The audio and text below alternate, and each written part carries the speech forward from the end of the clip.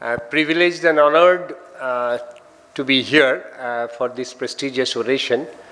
Respected chairpersons Professor Shortterm and Professor Ghosh and my fellow delegates.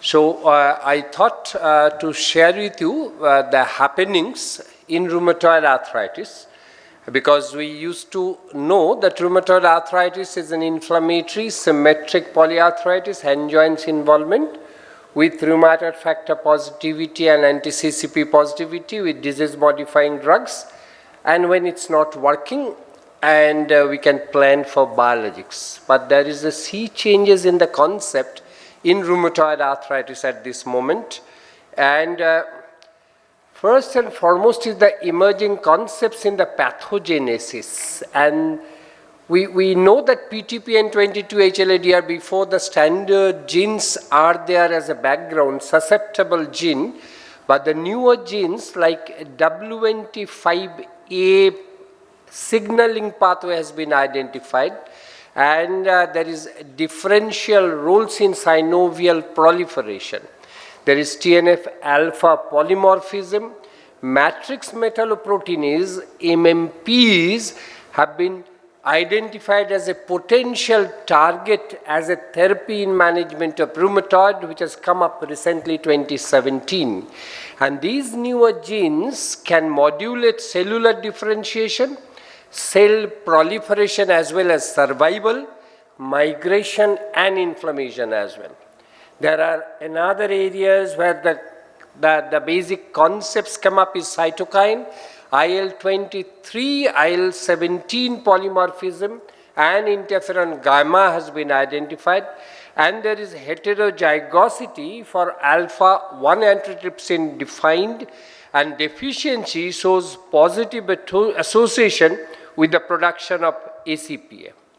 And there is another area where lots of literature has coming up, and our group from IPGMER Kolkata Rheumatology Lab also contributed this one. This is in reference to long non-coding RNA.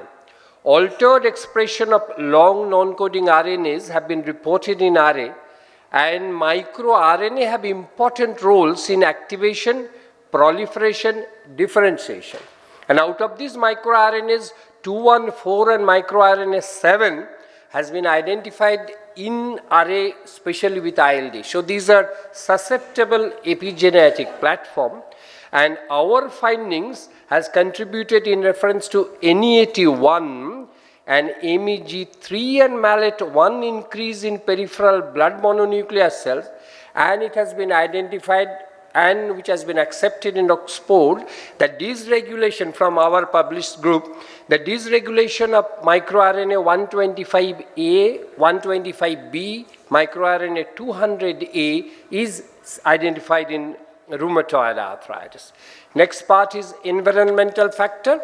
As we know that smoking is one of the very important risk factors for rheumatoid arthritis, and if we look for primary prevention, so this is one of the very important area where if we, in a susceptible host, there is, if we control smoking, there is chance for restriction for development of RA, and smoking is identified, or the mechanism has been postulated. There is initial mucosal injury from environmental insult. Then there is localized innate immune response and expression of PAD and MPO leading to induction of oxidative stress. There is post-translational changes to proteins and peptides, formation of neoantigen, and these are the neoantigens citrulline, carbamyl P and MMA, and there is localized adaptive immune response, epitope spreading, somatic hypermutation and autoimmune response in the context of genetic susceptibility with development of autoantibodies in the form of anti-citrulinated antibody, anti-carbamyl P antibodies, anti-MMA antibodies. These are all happening before the clinical expression of rheumatoid arthritis. So these are all can be identified if we have modulation in preclinical RA. and transition to extramucosal sites, including synovial tissues, followed by RA onset. So this is the fifth stage before which already the happenings have happened. And there is components of bacteria as well. Prevotella copri, overexpansion of Prevotella copri in stool is seen in new onset and chronic RA. And higher prevalence of anti-Toxoplasma gondii IgG antibodies have been identified, whereas high anti-EBV and anti-parvovirus B19 IgG level, there is lower the risk of ACPA positive rheumatoid arthritis. There are antibodies, known rheumatoid factor anti-CCP, already established, causing disease activity alteration and structural damage. Whereas, and this is in relation to post-translational modification of proteins, citrullinación and carbamylation, and citrullinación is occurring through PAD enzyme, whereas carbamylation occurring through thiocyanates. And post-translational process mediated by cyanate, and the smoking renal failure enhances protein carbamylation, and the importance is this anti-CARP antibody has is a promising marker to predict joint damage disease activity in RA, especially in the situation where both rheumatoid factor and anti-CCP are negative. So we are gradually moving and gradually narrowing the spectrum of seronegative rheumatoid arthritis. The concept of genetic predisposition and second hit, as we were talking, there is environmental trigger in the susceptible host causing protein modification leading to antigen presentation in terms of tolerogenic dendritic cell. And when there is break of tolerance, there is first hit initiation, which lead to T cell activation and crosstalk up to B cell activation and release of autoantibodies. And there comes the initiation of pathogenic process, and these autoantibodies either in the form of rheumatoid factor anti-CCP or anti-carbamylated antibodies, leading to synovial inflammation, which causes either local pathology in the form of synovial hyperplasia and bone erosion, or systemic pathology in the form of atherogenesis, which is one of the very important extra-articular component in rheumatoid, metabolic aberration and CNS manifestations. But one should not forget that inflammation in rheumatoid arthritis starts not in the joint but beyond joint, epithelial surface. And the most important part is lung. Almost 75% persons with rheumatoid arthritis autoantibody positivity without joint symptoms, preclinical RA, shows HRCT documentable airway abnormality. And person with detectable autoantibodies in sputum, ratio of autoantibody to total immunoglobulin higher in sputum than serum. And so these autoantibodies were produced, sequestrated locally in lung tissues during preclinical phase of RA. And another area is oral cavity. Chronic periodontitis is very common. ACPA positive rheumatoid patients, high prevalence of periodontitis. Rheumatoid patients with periodontitis, higher serum concentration of autoantibodies with a more articular damage. And P. gingivalis can citrulate fibrinogen, and enolase peptide antigen, there is a role in RA pathogenesis documented. It can promote Th17 response, and RA patients have higher serum levels of anti-P. gingivalis antibody. And from our group in PG Hospital lab, we have documented that in reference to control rheumatoid population and periodontitis and another group RAPD, there is more lactobacillus, Neisseria and Clostridia, and there is reduction of Fusobacterium. So the bacterial milieu with a dysbiosis possibly is a very important predisposing initiative events in pathogenesis of RA.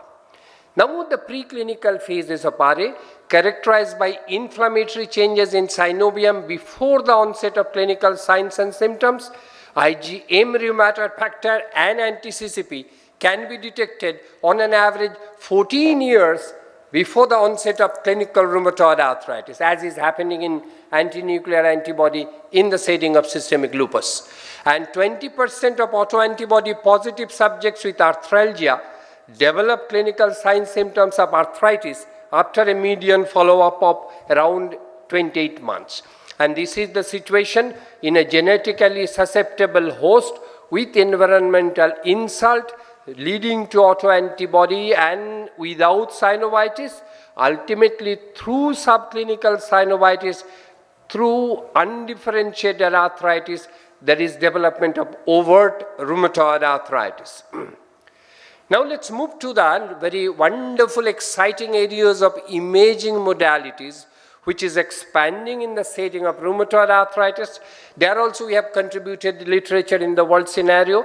Current status of ultrasound in rheumatoid arthritis, prediction of rheumatoid arthritis development in patients with clinically suspected arthralgia or undifferentiated arthritis have been identified.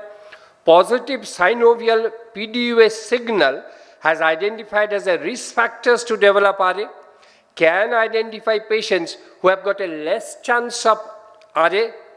Earlier detection of erosion and subclinical synovitis is possible.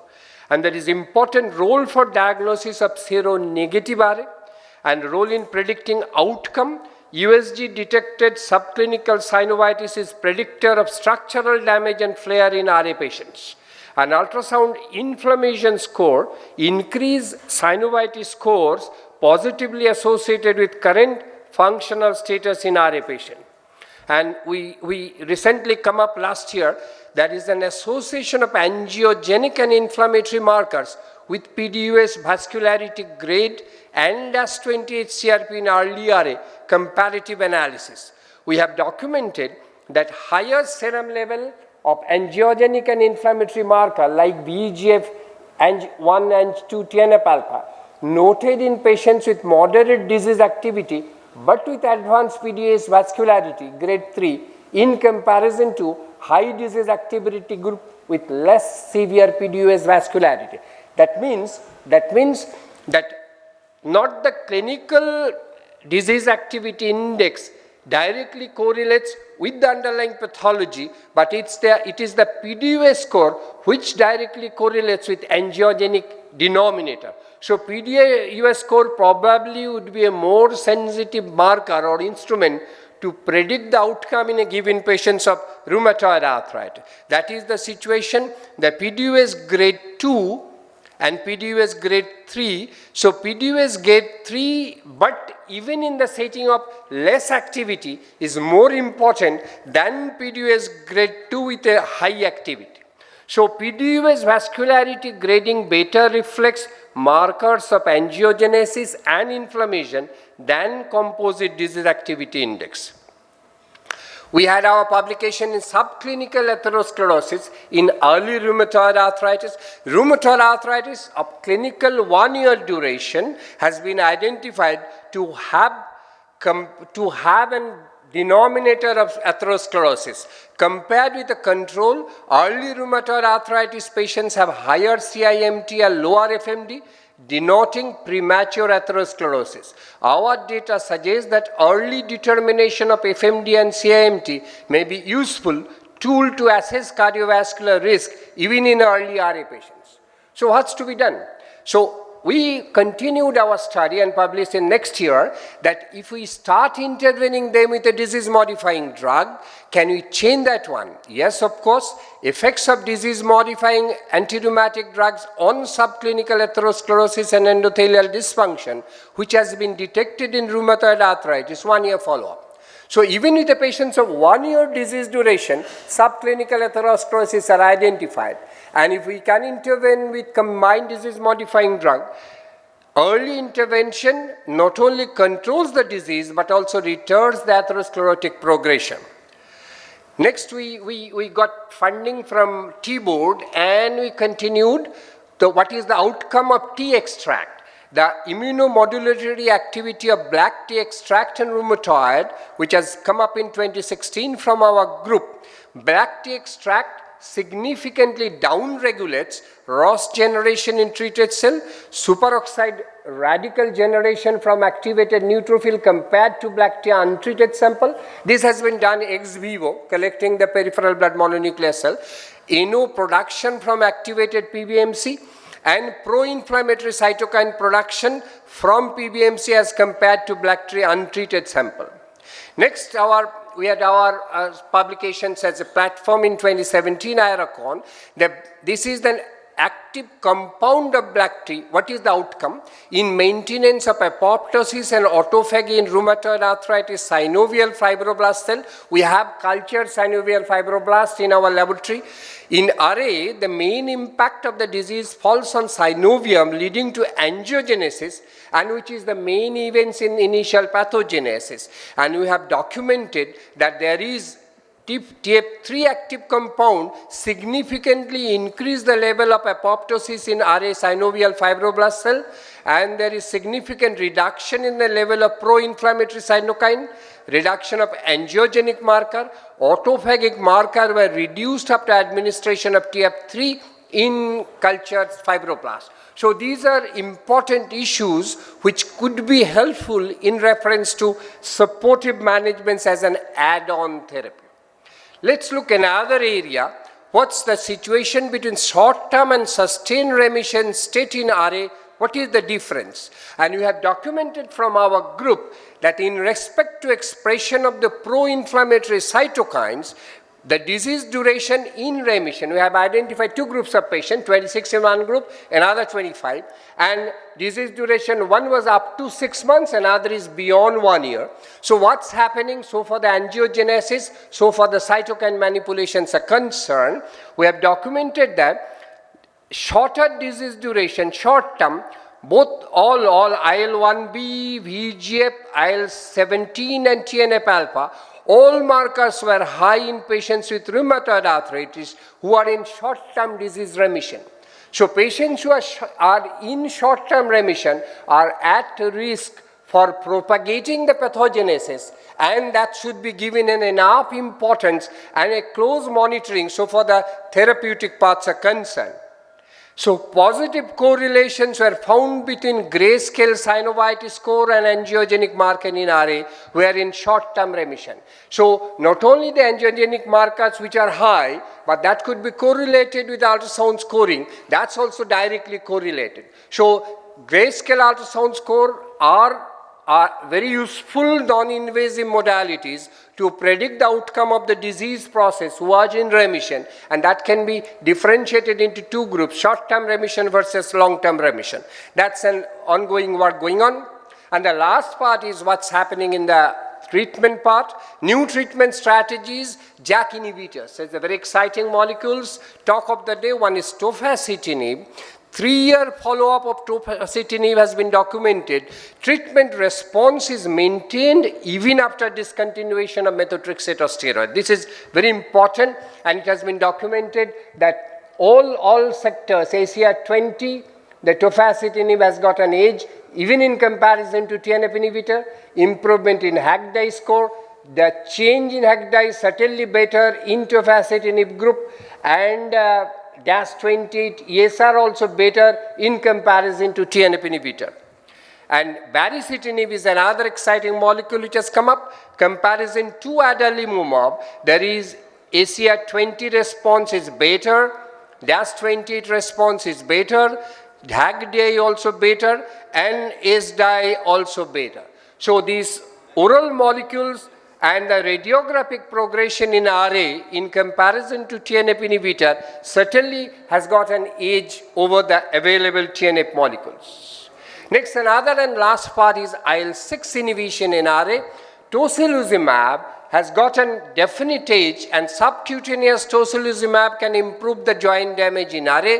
This come up in this month itself, and last month tocilizumab effects on serum lipid and adipokine level. So tocilizumab has protective role on the metabolic and cardiovascular burden associated with RA, and not only in RA itself but RA-ILD, they have come up with good literature support in reference to the effect of tocilizumab. So this is another very exciting molecule, because we know the traditional molecules are combination synthetic DRMATs followed by TNF inhibitor, and we are using as per convenience Ritux, who has got a rheumatoid factor positivity, but tocilizumab has got a definite edge. Head-to-head trial has shown that tocilizumab will be having a superior efficacy in comparison to the other available molecules. So now to summarize, smoking is the strongest environmental factor associated in RA. So that could be a very important primary preventive strategy in a susceptible family having RA, and regular dental checkup. Newer autoantibodies can redefine seronegative RA.